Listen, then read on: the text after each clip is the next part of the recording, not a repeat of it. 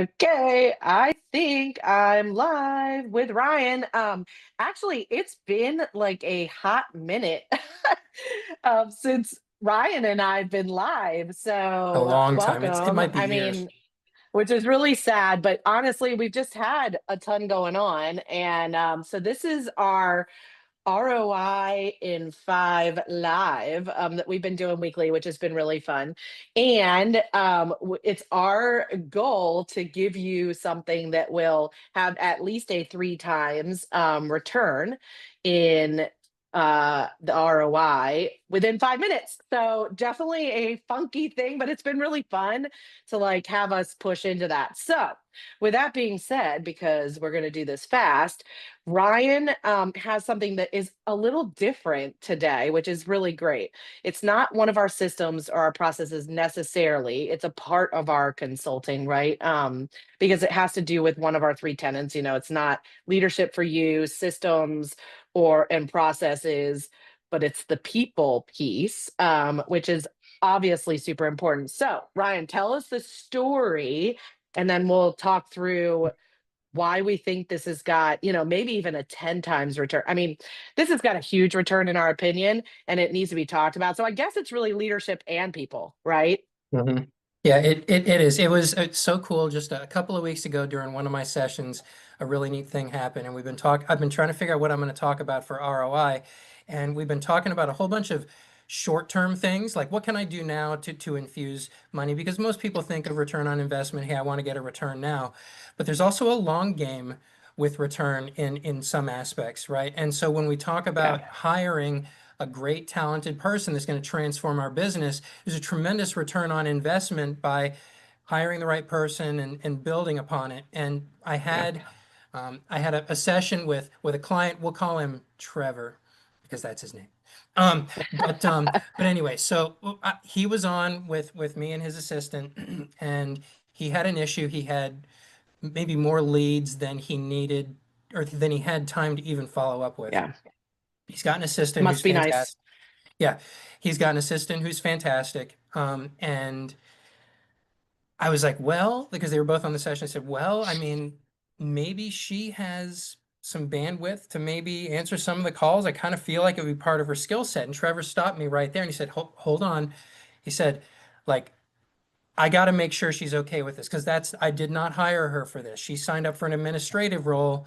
She didn't sign up for a sales role. I don't want to just make an assumption that that I'm gonna throw her into the sales seat, right? And Mm. she responds right away with, yeah, I mean, I can definitely do that. And I took a second. I said, hey, I have to call something out real fast.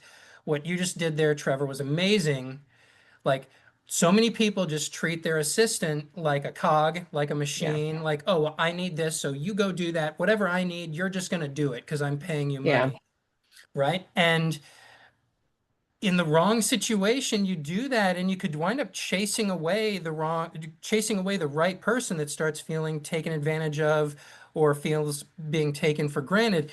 The opposite happened here. So I complimented him and then she interrupted me and says, look, I'm going to be completely honest. I've never had a boss like this before.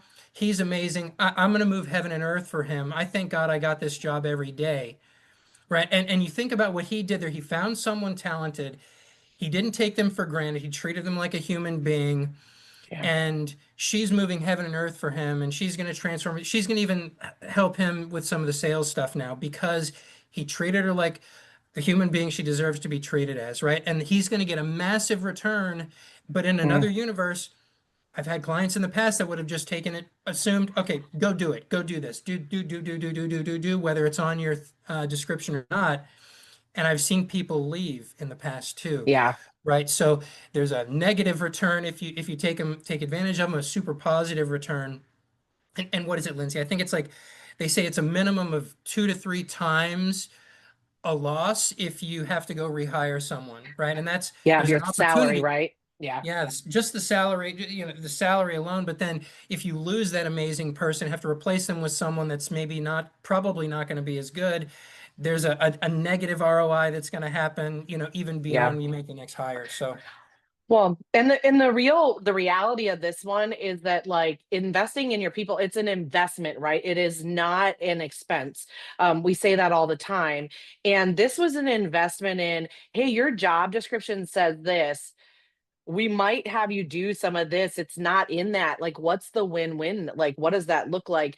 And you're right. So many are like, no, we're all doing this. And we say all the time too, like if something funky happens, and sales are down, everybody's in sales, right? Like ops doesn't matter who you are, you're in sales.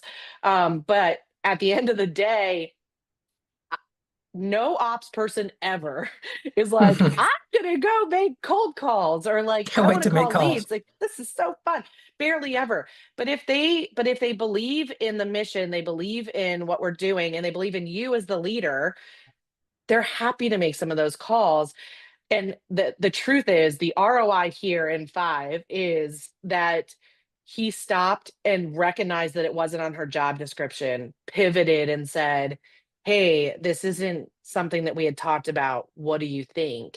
And then she was able to think about it and respond with, yes, I want to do it. And I would do anything for you. So, I mean, huge lesson. We actually see the opposite of this all the time. I had one other example of this where we've hired somebody who's kind of in marketing and now is making cold calls because he was like, I like this. I'm okay with it. I was like, that never happened. So like these are two examples of like somebody who's pivoting for the cause. And the norm is for us to push them into that and have the opposite. So awesome ROA or ROI in five.